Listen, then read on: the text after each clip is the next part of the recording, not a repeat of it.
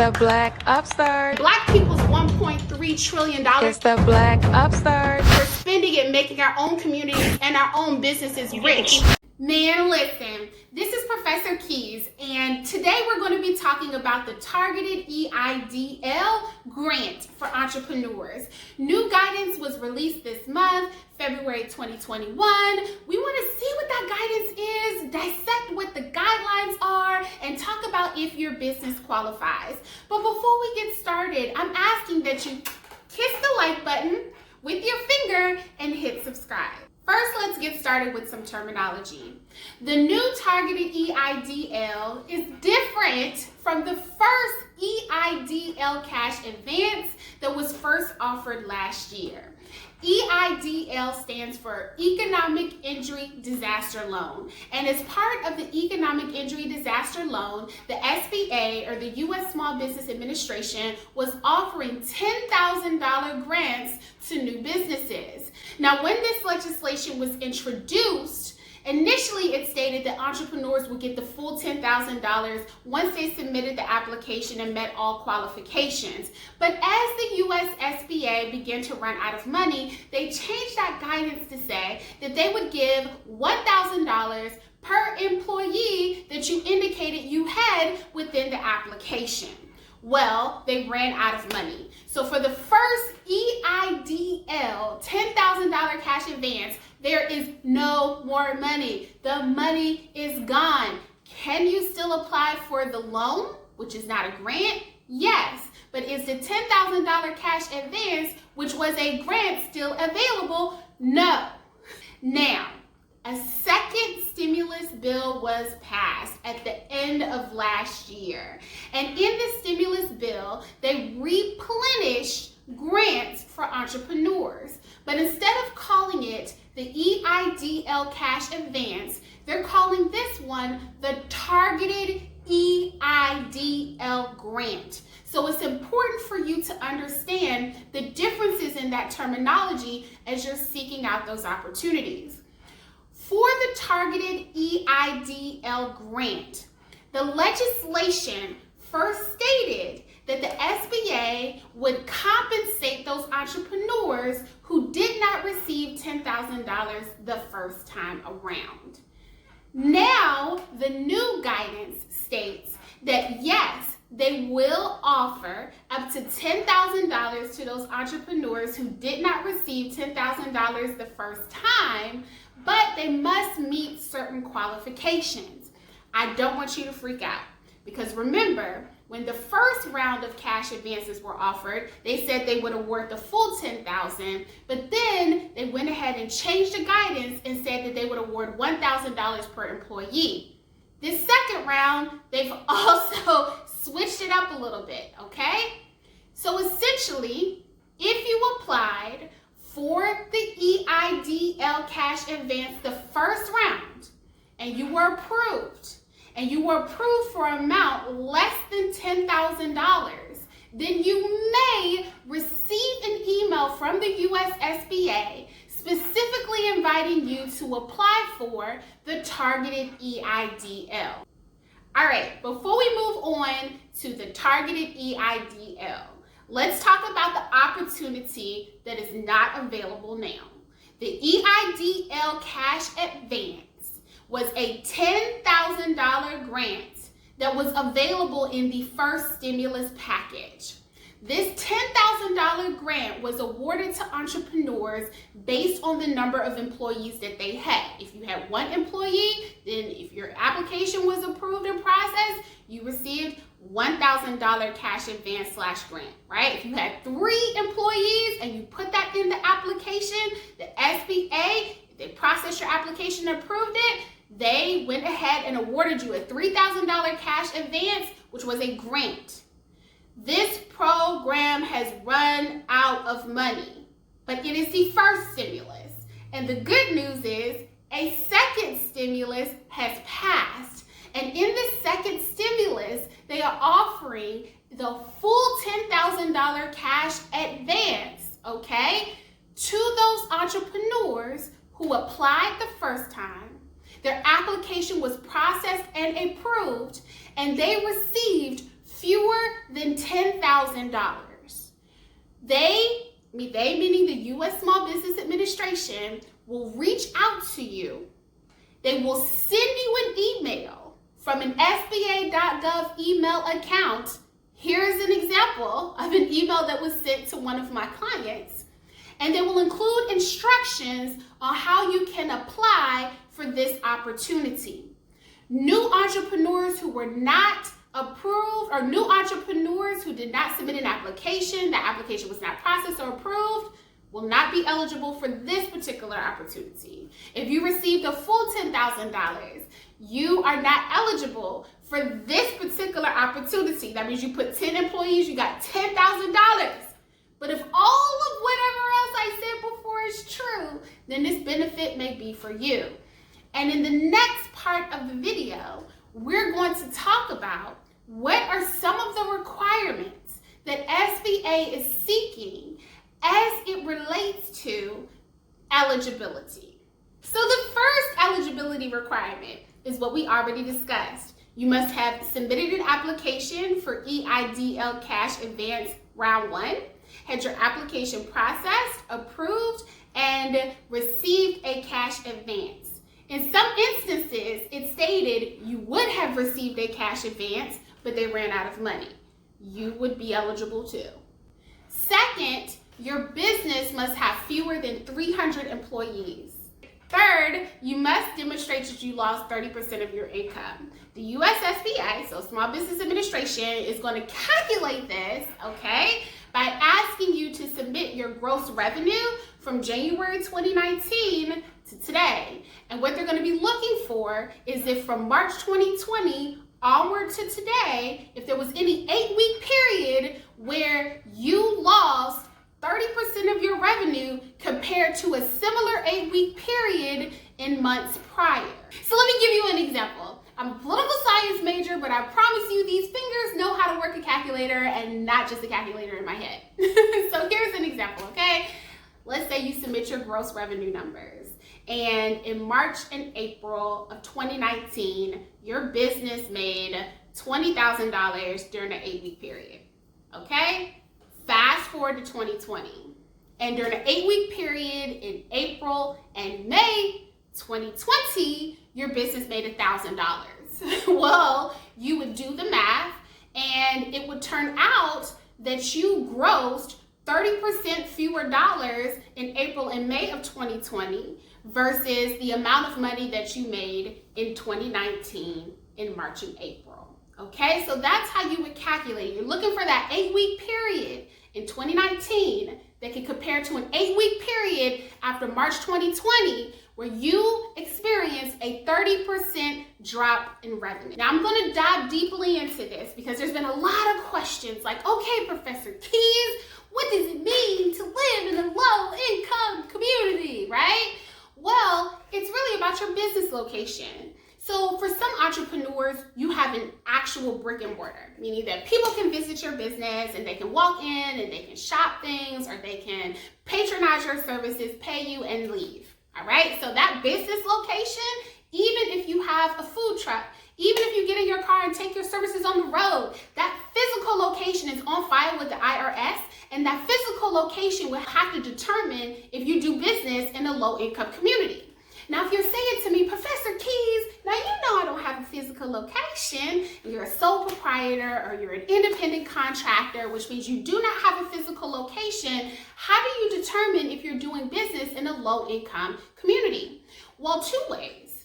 One, usually sole proprietors, single-member LLCs, independent contractors will list their business address as their home address. So when the USSBA is looking at if you're eligible, they're going to be looking at your home address or whatever address that you filed in your taxes, whatever address is on file currently for your business. And if that is your home address, they're going to run that through in order to see if you're living and doing business in, so both living and doing business in a low-income community. There is another way where the SBA may determine if you're doing business in a low-income community. Let's say that you have a virtual office. So perhaps you work in a co-working space a few days a week, That's where you accept your mail, that's where you meet your clients, that's where you pay to rent a desk, perhaps you even pay to just rent out the office, not necessarily the entire building, and that address is on file as your business address. Well, that business address, even though you don't own the whole building, you just pay for a desk or you just pay for an office, right? You just collect mail there. That virtual office location, which will also be a physical address, will qualify for your business location. So now let's talk about low income area. Like, what do they mean when they say your business must be doing business in a low income area? So what does low income mean, Professor Keys? We're going to talk about that because I know that low income can mean one thing to one person and a different thing for a different person. I don't want you to channel your Beyonce and say, well, when they say track, or do they mean these tracks? Like, patch your weave, ladies. Come on, patch your weave, ladies. Not this track. We're talking about this track, TRACT, as determined by the U.S. Census. If your business is indeed in a track where the poverty rate is above 20%, then you will qualify for this benefit, okay, for this grant. So that was that way. And now there's a different way for you to determine what your eligibility is. I want you to ask yourself this question. Do you live inside of a metropolitan area or do you live outside of a metropolitan area? I'm going to give you a website. And when you get to that website, hold tight. I'm going to give it to you in just a couple minutes. Just hold tight. Just listen to this, okay? You're going to click on that website and you're going to find the 2015 median income for the tract in which your business is operating. And then we're going to compare it to the median family income for the entire state, all right? And we're going to determine if it is an 80% or lower number. If that number is below 80% or below, then that means that you qualify, all right? If you live in a metropolitan area, so like a DC and Atlanta, like if you live in a metro area, then the math is a little bit different.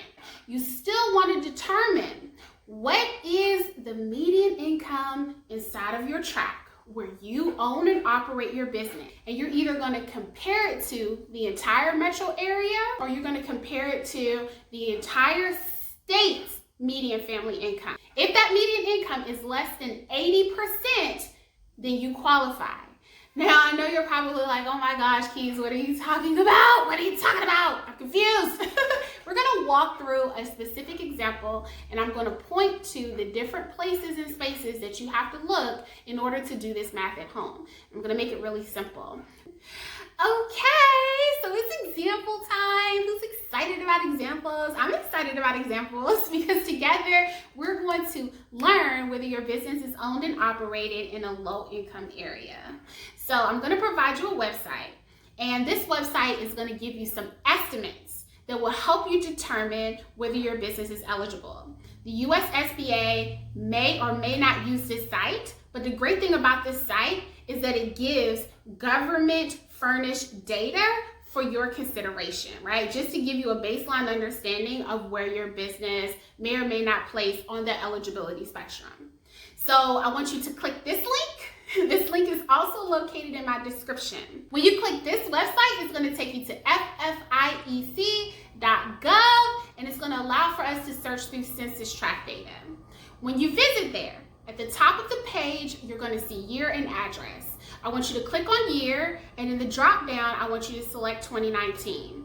Then in the address bar, in that long white space, I want you to type in the address where your business is owned or operated. So remember, if you have a physical location, it's that address. If you have your home address listed as your business address, you're gonna put that in there. If it's a virtual office, you're gonna put that in there. Then you're gonna click search.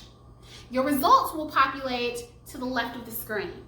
Underneath those results, I want you to click census demographic data. When you click that button, another pop-up will come up. And this is the pop-up that we want to focus our time and attention. I want you to click on the second tab that says income. When you click on the second tab that says income, it's going to present fields that are relevant to our conversation. The first field that we want to draw our attention to says poverty level percent, or percent poverty level. If that number is 20% or higher, then that means that your business qualifies for this benefit, right? If that number is below 20%, let's keep the conversation going. You want to look at the 2015 track median family income. I want you to write down that number. Okay, so write down that number right there. Please write it down. And then I want you to click this website, which is also located in my description. And this particular website is going to take you to data that's relevant to your state. So now we have your tract, T-R-A-C-T, state median family income, and now we're going to look at your state median family income. When you click the link, this link, which is also located in my description, it's going to take you to a page that has the median income per state for 2015. Make sure that when you're looking at this graph, you're specifically looking at the row and the column that is associated with 2015. And you want to take that number, all right? So we're going to take our 2015 track median family income, say that 5 times fast, and then we're going to divide it by the 2015 state median family income. And whatever resulting percentage that is, if it is below 80%, then your business may qualify. Now we're going to do an example using a school that's near and dear to so many different hearts, and that is Spelman, okay? Spelman College. All right, so follow along with me. We're going to visit the FFEIC website. And at the top of the page, I'm selecting 2019. So we're going to select 2019, and then we're going to type in Spelman's address. When we type in Spelman's address, we're going to select search. When we select search, then after that, what we're going to do is view our results on the left side of the screen. The results on the left side of the screen, underneath those results, we're going to be able to click Census Demographic Data. When we select Census Demographic Data, that is going to now take us to a separate pop-up box. We're going to select Income. When we select Income and we look at the fields that have been presented to us, we'll see the row that says Poverty Rate. And the poverty rate for Spelman is 40% approximately. So that's higher than 20%, okay? It's higher than 20%, so that means that if your business was located at Spelman, then you would qualify. Now let's also see if we further qualify in different means. We're gonna look at the 2015 track median family income, and that number is $24,637.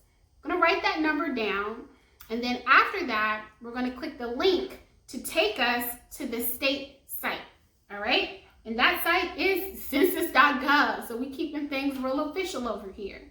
So we're gonna click that site. We're gonna go to the state of Georgia. We're gonna see that the 2015 median family income for the state was $51,244. So we're going to divide 24,637 by 51,244, we're going to get 48%. Since that's less than 80% of the state median income, then that means that this particular business qualifies. I hope that helped break things down. Remember, this is not an opportunity where you can just go to the SBA website right now, look for EIDL, and try to apply for the Targeted EIDL $10,000 grant. At this time, when this video is being recorded, on this day, which is February 13, 2021, SBA is sending out emails and inviting people to apply for this particular opportunity. So you will get an email that looks a lot like this, and you want to look for this email. You want to make sure to respond to it and use this video as your guide to determine if you might be eligible. Now keep in mind that the SBA, it changes guidance as it relates to resources all of the time. So March or April, guess what? May change. Also, if you have not received an email, I don't want you to say, oh my God, they're never going to send me an email. I'm going to get an email. I'm never going to receive it. They're sending it out in waves. So the first emails went out at the beginning of February 2021, and they're planning to send out more rounds. So if you have not received it, do not panic yet. Your cash may be on the way. If you stay with me this far, I want to thank you, because that means that probably I've answered your question. And I want you to please do me a big favor. I want you to kiss the like button with your finger and hit subscribe for more videos like this.